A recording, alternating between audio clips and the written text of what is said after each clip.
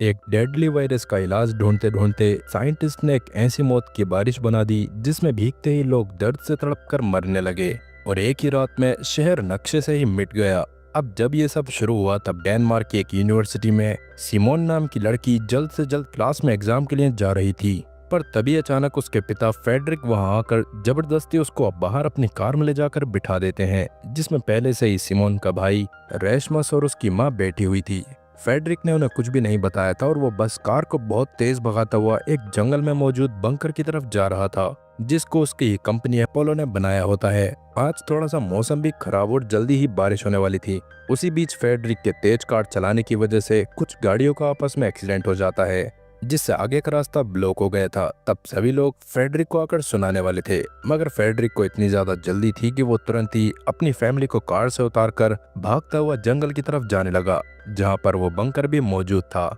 उतने में ही बारिश होना चालू हो गई थी, लेकिन उससे पहले ही फेडरिक फिंगरप्रिंट से बंकर को खोलकर अपनी फैमिली के साथ अंदर चला जाता है, जहां जाकर सिमोन और रेशमस सोच में थे कि उनके पिता उन्हें वहां लेकर क्यों आए हैं, क्योंकि उस बंकर में काफी सालों तक का खाना पानी मौजूद था, साथ ही उसका खुद का एयर प्रोसेसिंग सिस्टम भी था। तब सिमोन इस बारे में वापस से फेडरिक से पूछने ही वाली थी कि उससे पहले ही फेडरिक प्रोटेक्टिव सूट पहनकर वहां से कहीं पर जाने लगता है। वो बस सिमोन से इतना ही कहता है कि उन्हें किसी भी हाल में तब तक बंकर से बाहर नहीं आना है जब तक वो खुद उन्हें लेने के लिए ना आए। सिमोन तब उसको रोक कर सब जानने की कोशिश करती है, इसलिए फेडरिक उसको बताता है कि असल में बाहर मौजूद बारिश में एक बहुत ही खतरनाक वायरस मौजूद है, जिससे कांटेक्ट में आते ही लोग इन्फेक्टेड होकर तड़पते हुए तुरंत मारे जाते हैं। और क्योंकि फेडरिक ही उसका इलाज ढूंढ सकता था, इसलिए उसको जल्दी से अपनी कंपनी के हेडक्वार्टर में जाना था। तब जाने से पहले वो किसी वजह से रेशमस का खास ख्याल रखने को कहता है, क्योंकि सब कुछ सही करने के लिए फेडरिक को बाद में उसकी जरूरत पड़ने वाली थी।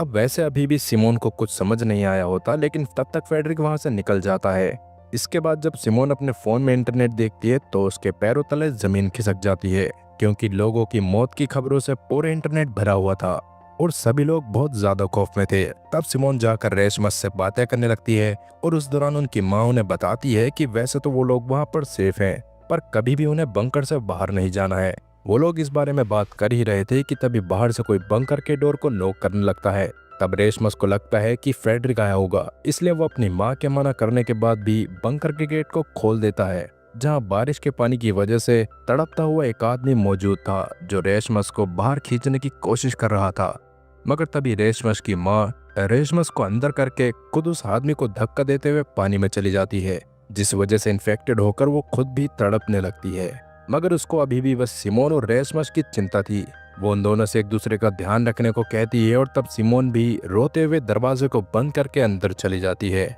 जहां वो फेडरिक को कॉल करने की कोशिश कर रही थी, मगर उसका फोन फेडरिक के फोन से कनेक्ट नहीं होता, जिससे वो और ज्यादा परेशान हो जाती है। लेकिन तभी उसको फेडरिक की बातें याद आती हैं कि कैसे उसने सिमोन से रेशमस के सामने सब नॉर्मल दिखाने को कहा था, इसलिए जैसे तैसे खुद को संभालने के बाद सिमोन बंकर के सिस्टम्स को चेक करती है और उसको पता चलता है कि असल में उनके शहर में उसी तरह के और भी काफी सारे बंकर्स हैं जिन्हें भी अपोलो कंपनी ने बनाया था। तब सिमोन उन बंकर से भी कांटेक्ट करने की कोशिश करती है, लेकिन इसका कोई फायदा नहीं होता। तब और सामान देखने के दौरान उनके हाथ एक रेडियो लगता है, जिसकी मदद से सिमोन एक आदमी से कांटेक्ट करती है जो खुद भी अपने घर के बेसमेंट में छुपकर रह रहा था, क्योंकि बाहर के हालात काफी ज्यादा खराब थे और कुछ लोगों की जान बचाने के लिए उन्हें पास के हॉस्पिटल में शिफ्ट करा जा रहा था ताकि ह्यूमंस को बचाया जा सके। ये सब जानने के बाद सिमोन उससे फेडरिक का नंबर देकर उसको कॉल करने की कोशिश करने के लिए कहती है, लेकिन उस आदमी के कोशिश करने पर भी उसका कांटेक्ट फेडरिक से नहीं हो पाता। उसे लग रहा था कि शायद फेडरिक भी मारा गया होगा, क्योंकि बाहर के हालात में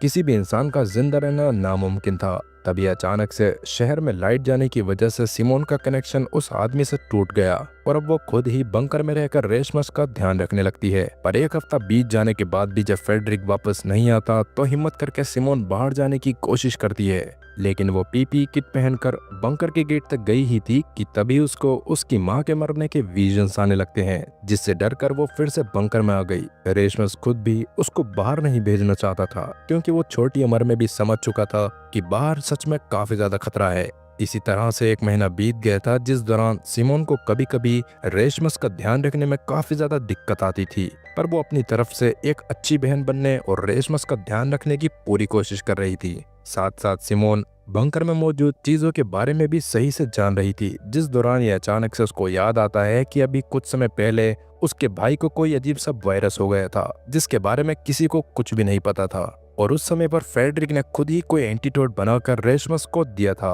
पर उस वायरस के बारे में फेडरिक की कंपनी को भी पता चल गया था और उन्होंने उस वायरस की सारी रिपोर्ट्स को उससे सबमिट करने को कहा था। तो शायद हो सकता है कि इस वायरस को फेडरिक ने ही बनाया हो। खैर, प्रेजेंट में अब लगभग 6 साल बीत चुके थे, पर अभी भी फेडरिक के बारे में सिमोन को कुछ भी पता नहीं होता। अब तक रेशमस भी बड़ा हो चुका था और जो और खाना ढूंढने के लिए बाहर जाना चाहता था, क्योंकि उनके पास कुछ दिनों का ही खाना बचा हुआ था। तब सिमोन इस पर मान तो जाती है, लेकिन वो खुद पहले बाहर के खतरे को चेक करना चाहती थी। इसलिए रात के समय रेशमस के सोने के बाद सिमोन वापस से पीपी किट को पहनकर बंकर के बाहर जाने लगती है, जहां उसको अभी भी अपने माँ के विजन्स आ रहे थे। मगर वो जैसे तैसे खुद को इस बार संभाल लेती है और बंकर के बाहर चली जाती है, जहां उसकी माँ का शरीर अब कंकाल बन चुका था, जिसके पास में उसको एक हिरन दिखाई दिया, जिसको देखकर अभी वो आगे जाती है, जहां रोड पर काफी सारी कार्स खराब पड़ी हुई थीं और चारों तरफ बस जंगल उगा हुआ था। खैर, अभी सिमोन इस पर ध्यान न देकर वहां से उस हॉस्पिटल में पहुंच गई थी जहां पर लोगों को बचा कर रखा जाने वाला था। मगर वहां काफी बार आवाज लगाने के बाद भी सिमोन को कोई रिस्पॉन्स नहीं देता।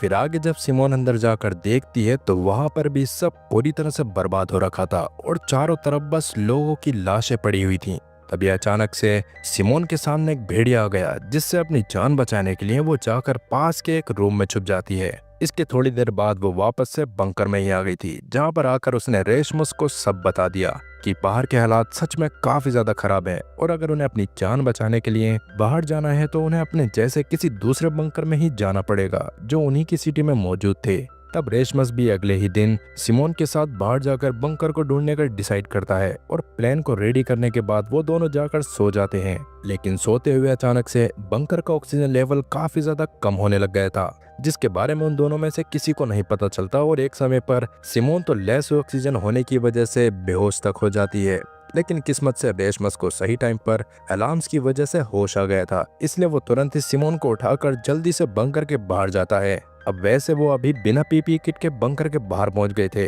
पर उन्हें कोई भी इशू नहीं हो रहा होता, जिसका मतलब ये था कि इतने टाइम के बाद वो बिना सूट के भी बाहर सरवाइव कर सकते थे। तभी अचानक से उन दोनों को कुछ लोग आकर गन पॉइंट पर ले लेते हैं और असल में उन लोगों ने सिमोन को पहले बाहर देखा था, इसी वजह से उसके बंकर में वापस आने के बाद उन्होंने ही ऑक्सीजन सप्लाई को बंद कर दिया था ताकि उन दोनों को हॉस्टेज बनाकर वो अंदर पड़े राशन को लूट सकें, जिसके लिए तुरंत ही वो सिमोन और रेशमस को गन पॉइंट पर अंदर बंकर के एक रूम में बंद कर देते हैं और बंकर में खाने पीने की चीजों को ढूंढने लगते हैं। पर जैसा कि सिमोन और रेशमस का राशन खुद ही खत्म हो चुका था, इसलिए उनको वहां पर कुछ भी नहीं मिलता। तब उनका लीडर मार्टिन गुस्से में सिमोन और रेशमस को अंदर ही बंद करके जाने लगता है, पर क्योंकि ऐसे में अंदर रहने से उन दोनों की जान जा सकती थी, इसलिए सिमोन उसको एक गिलास पर लिखकर बताती है कि उसको पता है कि उन्हें राशन कहां पर मिल सकता है। इतना बताने के बाद वो उसके सामने ही उस टैब को तोड़ देती है जिसके अंदर बाकी बंकर्स के नक्शे थे, जिसका मतलब ये था कि अब अगर मार्टिन को खाना चाहिए था तो उसको रेशमस और सिमोन को बाहर निकालना पड़ेगा,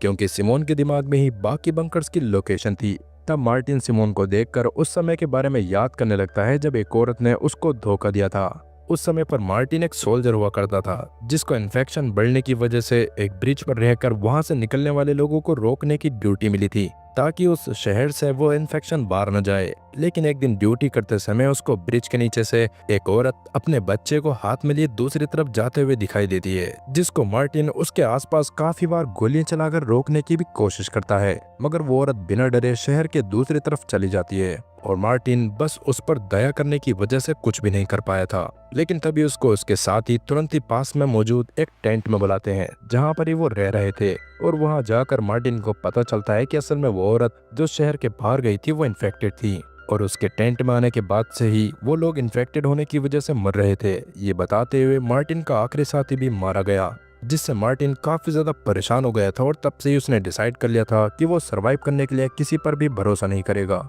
यही सब सोचने के बाद वो प्रेजेंट टाइम में सिमोन की डील को एक्सेप्ट करने से मना कर देता है, पर बाद में जब उसका साथी पैट्रिक उसको उनकी टीममेट्स की हालात के बारे में याद दिलवाता है कि वो लोग बिना खाना खाए ज्यादा दिन तक सरवाइव नहीं कर पाएंगे, इसलिए मार्टिन को सिमोन की बात माननी पड़ती है और वो सिमोन और रेशमस को फ्री करवा के अपने साथ बाहर ले जाता है। जहां ऑब्वियसली इतने समय बाद बाहर आकर सिमोन और रेशमस को काफी ज्यादा अच्छा लग रहा था। तब मार्टिन और उसकी टीम से बात करके सिमोन और रेशमस को ये बात भी पता चलती है कि अब दुनिया में खाने पीने की कितनी ज्यादा किल्लत हो गई कि लोग एक दूसरे को भी जान से मारकर खा लेते हैं। ये जानकर तो सिमोन और रेशमस के दिमाग के परखच्चे उड़ गए थे। खैर तभी उनसे थोड़ी ही दूर कुछ और लोगों की टीम आ जाती है जो लोगों को ढूंढने के लिए अपने थर्मल सेंसर वाले ड्रोन्स को उड़ाते हैं ताकि लोगों को ढूंढ कर उन्हें मार के खाया जा सके। जिनको देखते ही मार्टिन ने तुरंत ही सिमोन और बाकी सबको एल्यूमिनियम फॉइल से ढक दिया था जिससे वो लोग ड्रोन में नहीं आ रहे थे। मगर पास में 2 सर्वाइवर्स और मौजूद होते हैं जिसमें से एक लड़की भागते हुए सिमोन और बाकी सबके सामने आ गई थी।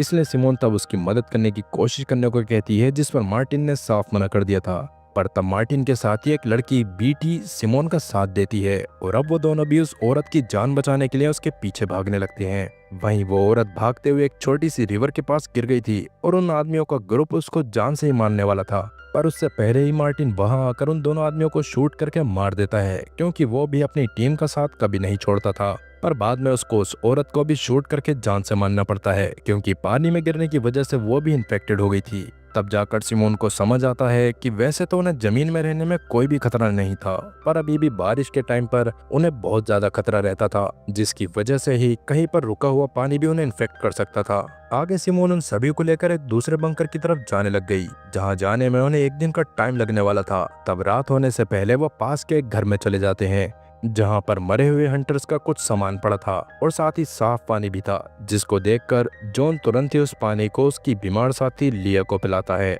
और उन लोगों के इस केयरिंग नेचर को देखकर सिमोन को काफी अच्छा लगता है। पहले तो वो बस उन लोगों के सहारे उस बंकर तक जाना चाहती थी लेकिन अब उसका मन सच में मार्टिन और उसकी टीम की मदद करने का था। अब इसके अगले ही दिन जब वो लोग आगे बढ़ना चालू करते हैं तो रेशमस का पैर एक पानी से भरे हुए गड्ढे में चला जाता है जिसको देखकर मार्टिन उसको सच में शूट करने वाला था लेकिन सिमोन उसके सामने आकर उसको रोक देती है। और जब सिमोन रेशमस का जूता उतार कर उसकी सॉक्स चेक करी जाती है तो वो एकदम सूखी हुई थी। दैट मीन्स कि रेशमस का जूता वाटरप्रूफ था और उसको पानी से कोई भी इन्फेक्शन नहीं हुआ था। इसलिए मार्टिन भी रुक जाता है और वो लोग जल्दी ही उस दूसरे बंकर में पहुंच जाते हैं जहां सिमोन के फिंगरप्रिंट से वो बंकर खुल गया था और सच में उसके अंदर राशन की भरमार थी जिससे मार्टिन और उसकी टीम कई सालों तक वहां रह सकते थे। जो देखकर सब बहुत ज्यादा खुश होते हैं और तुरंत ही अपना पेट भरते हैं। लेकिन सिमोन थोड़ी ही देर में वहां से रेशमस के साथ निकलना चाहती थी क्योंकि अभी मार्टिन और बाकी सबका कोई भी भरोसा नहीं था कि वो कब उसको जान से मार दें। इस बारे में वो डायरेक्ट मार्टिन से भी बात करती है। तब मार्टिन उसको समझाता है कि सिमोन 6 सालों से बंकर के अंदर थी, इसी वजह से उसको बाहर के हालातों के बारे में नहीं पता था। मार्टिन असल में अच्छा इंसान था पर अभी के टाइम पर समय ऐसा ही था कि किसी पर भी भरोसा करना आसान नहीं होता। पर अभी सिमोन उसकी बात पर ध्यान न देकर अंदर चली जाती है जहां उसको बंकर में ही एक फोन चार्ज होता हुआ दिखाई देता है जिस पर उसकी और रेशमस की बचपन की फोटो लगी थी। वो फोन असल में सिमोन के पिता फ्रेडरिक का था जो पुराने वाले बंकर से निकलकर इस बंकर में कुछ समय के लिए आए थे। अब उस फोन को देखते ही सिमोन तुरंत ही रेशमस के साथ उस फोन को चेक करती है। तब उसको फ्रेडरिक की एक वीडियो मिली जिसने उसको रेन इन्फेक्शन का क्योर या एंटीडोट बनाने के लिए स्वीडन के एक हेडक्वार्टर में बुला लिया था। अब जैसे ये बात सिमोन को पता चलती है तब वो रेशमस के साथ स्वीडन के उस हेडक्वार्टर में जाने का डिसाइड करती है क्योंकि हो सकता था कि उसके पिता अभी भी वहां पर जिंदा हो। इस बारे में सिमोन ने मार्टिन को भी बता दिया था और कहीं न कहीं सिमोन को उम्मीद थी कि मार्टिन भी उनकी मदद करेगा। लेकिन मार्टिन उनके साथ जाने से साफ मना कर देता है क्योंकि बंकर में उन्हें किसी चीज से कोई भी खतरा नहीं था और स्वीडन के उस हेडक्वार्टर तक जाने के लिए उन्हें सबसे पहले शहर के बीच में से एक रास्ते को पार करना पड़ेगा जहां पता नहीं कितने सारे हंटर्स होंगे और उसके बाद उन्हें एक ब्रिज को भी पार करना पड़ेगा जिसको पार करने में काफी ज्यादा खतरा था। इसलिए मार्टिन सिमोन को भी वहां जाने से रोकने की कोशिश करता है क्योंकि वैसे भी फ्रेडरिक की वीडियो 6 साल पुरानी थी और शायद अब तक उसकी डेथ भी हो गई होगी। और वैसे भी अगर वो एंटीडोट बनाने में कामयाब हो गया होता तो कहीं न कहीं मार्टिन को इस बारे में जरूर पता चल जाता पर उसके पास भी अब तक कोई भी ऐसी न्यूज नहीं आई थी। लेकिन सिमोन उसकी बात को नहीं मानती और कुछ दिनों का राशन लेकर रेशमस के साथ वहां से निकल जाती है। तब बीट भी जॉन और लिया के साथ उसके साथ जाने का डिसाइड करती है क्योंकि वो सच में सिमोन का साथ देना चाहती थी और लिया खुद भी इस बात को समझ रही थी कि सिमोन की वजह से ही वो इस बंकर तक आकर पूरी तरह से सही हो पाई है। और वैसे भी एक समय पर मार्टिन और पैट्रिक खुद भी लिया, जॉन और बीट को जान से मारने वाले थे। असल में उस समय पर वो दोनों उन तीनों को नहीं जानते थे और वो तीनों एक ही ग्रुप में थे। तब मार्टिन और पैट्रिक ने उन तीनों को लूटने के इरादे से पकड़ा था और तब अपनी जान बचाने के लिए बीट उन्हें अपने एक अड्डे के बारे में बताने के लिए मान गई थी, जहां पर उन्होंने काफी दिनों तक खाना रखा हुआ था। अब उस समय पर यह बात जानकर मार्टिन उनको जान से ना मारकर उनके साथ उस जगह पर जाता है जहां वो पांचों बातें करते हुए खाने को एंजॉय करते हैं और सच में उन्हें साथ में काफी अच्छा लगता है। इसलिए तब रात में जाकर बीट मार्टिन से साथ में रहने की बात करती है, जिसमें वो एज अ लीडर उन्हें प्रोटेक्शन प्रोवाइड करता और वो लोग उसके इंस्ट्रक्शन का पालन करते। मार्टिन भी इस पर मान गया था और तब से ही वो लोग साथ में थे। खैर प्रेजेंट टाइम में सिमोन और रैशमस को जॉन, लिया और बीट के उनके पीछे आने के बारे में पता नहीं होता, इसलिए वो आगे बढ़ते हुए जल्दी ही शहर के पास पहुंच जाते हैं जहां के हालात सबसे ज्यादा बुरे थे और वहां का सीन देखकर समझ आ रहा था कि उस बारिश की वजह से मानहानि का कितना ज्यादा नुकसान हुआ है। खैर अभी रास्ते में उन्हें एक बस दिखाई देती है जिसने आगे का रास्ता ब्लॉक करा हुआ था और कहीं ना कहीं वो दोनों थक भी गए थे, इसलिए वो उसमें थोड़ी देर आराम करने के लिए चढ़ जाते हैं। लेकिन थोड़ी देर बाद ही उन्हें बाहर कुछ लोगों की परछाई दिखाई देने लगती है, जिसको देखकर वो दोनों तुरंत ही बस में शांत हो गए थे। लेकिन वो तीनों बीट, जॉन और लिया होते हैं, जिन्हें देखकर सिमोन को काफी ज्यादा अच्छा लगता है और वो उन तीनों को बंकर में जाने को कहती है ताकि वो अपनी लाइफ को थोड़ा सही से जी सके। लेकिन उन तीनों ने सिमोन के साथ रहने का ही मन बना लिया था। खैर अभी वो तीनों पास की ही एक जगह पर जाकर खाना खाने लगते हैं, पर तभी वहां पर काफी सारे हंटर्स आ गए थे, जिसकी वजह से उन्हें तुरंत ही वहां से निकलना पड़ता है। मगर सिमोन तब उन लोगों से अलग हो गई थी। वो भागते हुए रोड पर एक जाली के पास जाती है जिस पर काफी सारे मिसिंग लोगों के पोस्टर्स लगे हुए थे, जिनको देखकर सिमोन को काफी ज्यादा बुरा लगता है। तब उसको जाली के दूसरी तरफ एक छोटा बच्चा दिखाई दिया जो वहाँ अकेला था और क्योंकि अभी जल्दी ही बारिश होने वाली थी, इसलिए सिमोन तुरंत ही उसको लेकर अपने साथ पास की बिल्डिंग में चली जाती है जहाँ वो बच्चा अपनी भूख मिटाने के लिए पेन किलर्स खा रहा था। ये देखकर सिमोन तुरंत ही उसको अपने पास से थोड़ा खाना निकाल कर देती है और तभी वहाँ पर बच्चे का पिता भी आ गया, जो सिमोन के दिए हुए खाने को देखकर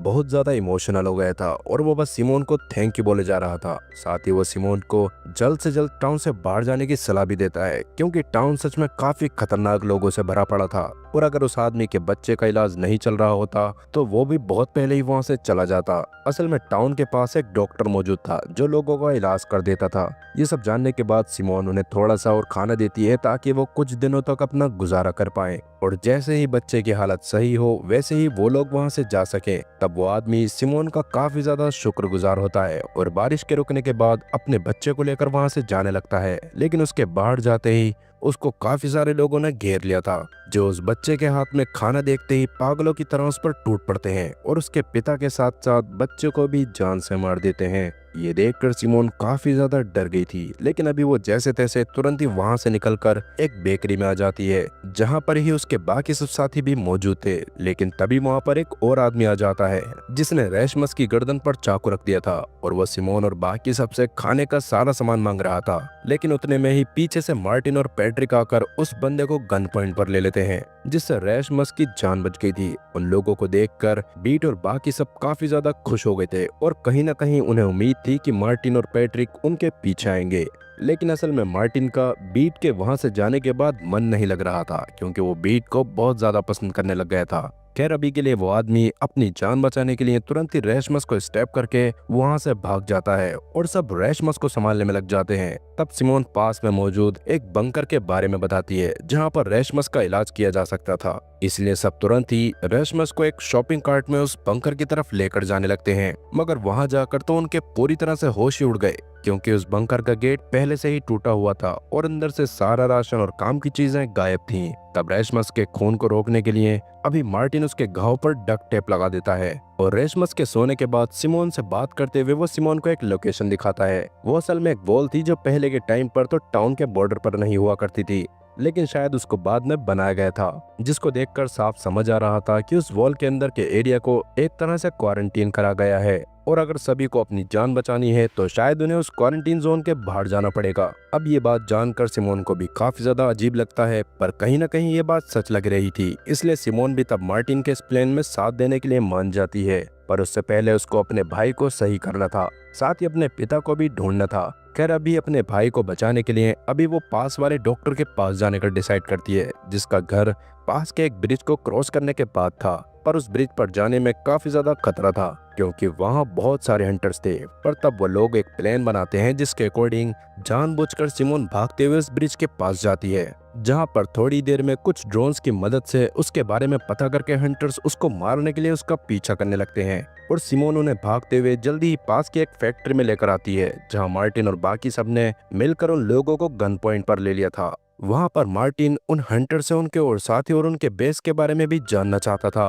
पर वो लोग उसे कुछ भी बताने से मना कर देते हैं। अब वैसे तो मार्टिन उन लोगों को जान से मारने वाला था, जिससे सिमोन को बिल्कुल भी अच्छा नहीं लगता, क्योंकि वो चाहती थी कि मार्टिन भी किसी की जान न ले, ताकि बाकी और उसमें अच्छे और बुरे का फर्क रहे। लेकिन मार्टिन उसकी बात को नहीं सुन रहा होता। तभी जॉन उन हंटर्स में से एक आदमी के हाथ में एक टैटू नोटिस करता है, जिसको देखकर वह तुरंत ही मार्टिन से उन लोगों को मारने बोलकर खुद वहां से बाहर भाग जाता है, जिसका रीजन किसी को भी समझ नहीं आया था। खैर अभी के लिए मार्टिन ने भी बाकी सबको बाहर भेज दिया था, और सबके बाहर जाने के बाद भी उन्हें 3 गन शॉट्स की आवाज आती है और मार्टिन थोड़ी ही देर बाद बाहर आ जाता है, जिसको देखकर सब समझ गए थे कि मार्टिन ने उन लोगों को जान से मार दिया है। पर मार्टिन अभी सबसे इस बात पर ध्यान ना देने को बोलकर हंटर की गाड़ी में बैठने को कहता है, क्योंकि जल्दी ही वहां पर और हंटर्स आ सकते थे। अब वो लोग उसी गाड़ी से ब्रिज को क्रॉस करते हुए डॉक्टर के घर के पास जा रहे थे, लेकिन रास्ते में सिमोन और बाकी सबका मूड मार्टिन के किलिंग नेचर की वजह से काफी ज्यादा खराब हो गया था। लेकिन सबसे ज्यादा मूड जॉन का खराब होता है, और अभी भी वो उस टैटू वाले आदमी के बारे में सोच रहा था, जिसके साथ ही कहानी पास्ट में कुछ साल पहले जाती है, जब जैसे तैसे जॉन ने उस हैवी रेन को सरवाइव कर लिया था, पर खाना और पानी की कमी होने की वजह से जल्दी ही उसकी जान जाने वाली थी। उस समय पर वो चलते हुए जैसे तैसे घर के पास आकर बेहोश हो गया था, मगर तभी वहां पर एक लड़की आकर उसको संभालती है, जो उसको अपने साथ अपने घर में ले गई थी, जहां पर उसकी पूरी फैमिली मौजूद थी, जो जॉन को अच्छा खाना खिलाते हैं और उसको अपने साथ मिलकर घर में ही रहने का ऑफर देते हैं। जॉन ने भी तुरंत ही उस ऑफर को एक्सेप्ट कर लिया था, पर तभी अचानक से उन्हें बाहर से कुछ हंटर्स की कार की आवाज सुनाई दी, जिसको सुनने के बाद उस लड़की का पिता तुरंत ही जॉन और उस लड़की को पास के एक शेड में छुपा देता है। पर तब तक उन हंटर्स ने उस आदमी की बीवी को जान से मार दिया, और वो उस आदमी तक पहुंच गए थे और वो उसको भी जान से मार देते हैं। उन हंटर्स में से ही एक हाथ पर वही सेम टैटू था, जिससे जॉन पहचान गया था कि असल में वो वही बंदा है जिसने उस आदमी को जान से मारा था,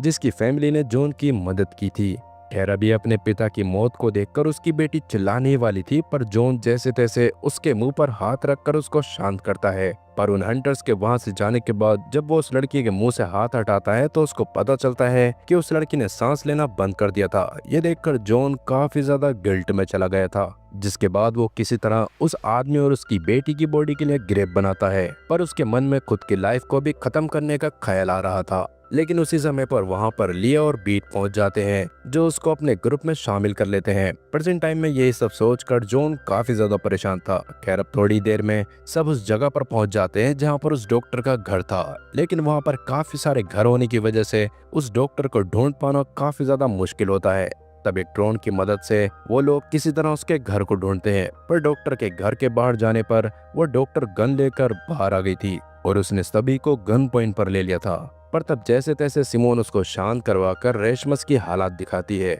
जिसको देखकर डॉक्टर उनकी मदद करने के लिए मान गई थी, और अभी वो रेशमस को बाकी सबके साथ अंदर ले जाकर उसके घाव पर टाके लगा देती है, जिससे रेशमस की हालात पहले से बेहतर होने लगे थे। तब उस डॉक्टर से बात करके सिमोन को पता चलता है कि पहले उस डॉक्टर का भी एक हस्बैंड और 2 बेटियां हुआ करती थी, लेकिन पहली बारिश के टाइम पर उसने उन सबको खो दिया था। तब से ही वो अकेली थी और जो भी उसके पास मदद मांगने आता था वो उसकी मदद जरूर करती थी। तब सिमोन भी उसको अपने पिता फ्रेडरिक के बारे में बताती है, जो सुनने के बाद एक बार को तो वो डॉक्टर शॉक हो गई थी, लेकिन अभी वो रेशमस और सिमोन दोनों को अपने घर के पास मौजूद एक बंकर में लेकर जाती है, जो बिल्कुल वैसा ही बंकर था जैसे बंकर में वो लोग रहा करते थे। इसका मतलब कि डॉक्टर भी पहले फ्रेडरिक की कंपनी में काम किया करती थी। खैर अंदर जाने के बाद वो रेशमस को जल्दी सही करने के लिए एक इंजेक्शन लगाने लगती है, पर उससे पहले सिमोन उससे फ्रेडरिक के बारे में जानने की कोशिश कर रही थी, लेकिन डॉक्टर के हिसाब से तो उसको फ्रेडरिक के बारे में कुछ पता नहीं होता और ना ही वो इस नाम के किसी बंदे को जानती थी।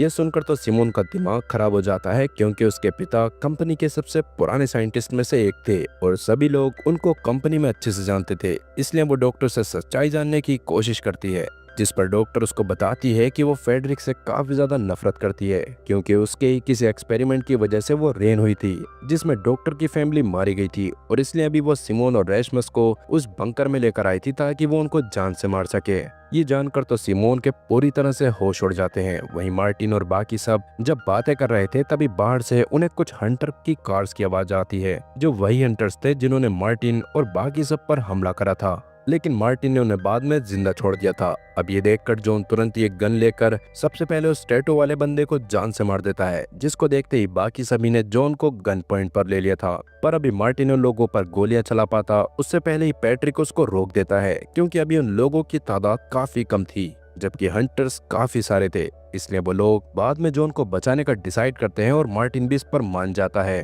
तब पैट्रिक और मार्टिन सिमोन और रेशमस को ढूंढना चालू कर देते हैं, जिस दौरान वो जल्दी ही उस बंकर तक आ गए थे, जहां उस समय सिमोन जैसे तैसे डॉक्टर को समझाकर रोकने की कोशिश कर रही थी। पर जब डॉक्टर नहीं रुकती तो पैट्रिक तुरंत ही उसको शूट करके जान से मार देता है। इसके बाद वो लोग वापस से किसी सेफ प्लेस की तलाश में लग गए थे, जहां रास्ते में कहीं ना कहीं पैट्रिक को मार्टिन की उस हरकत पर गुस्सा आ रहा था कि उसने उन हंटर्स को जिंदा छोड़ दिया था, क्योंकि अगर वो ऐसा नहीं करता तो जॉन उनके साथ होता। मार्टिन को भी इस बात पर काफी ज्यादा दुख होता है, पर वो पैट्रिक के सामने उस चीज को जाहिर नहीं करता। लेकिन रात के समय में जब वो अकेला होता है तब सबसे पहले तो सिमोन उसके पास आकर उससे माफी मांगती है, क्योंकि अगर वो उसको लोगों को बख्शने को नहीं कहती तो शायद मार्टिन उस दिन उन लोगों को जान से मार देता। तब मार्टिन भी उसको माफ कर देता है और दोनों डिसाइड करते हैं कि वो आगे के सफर में अपने अपने हिसाब से चला करेंगे। खैर अब अगली सुबह जब वो लोग जंगल के रास्ते से आगे बढ़ते हुए जॉन को ढूंढने की कोशिश कर रहे थे, तभी अचानक से आसमान में बारिश के बादल छा जाते हैं। से बचने के लिए आसपास कोई जगह ढूंढने की कोशिश करने लगे,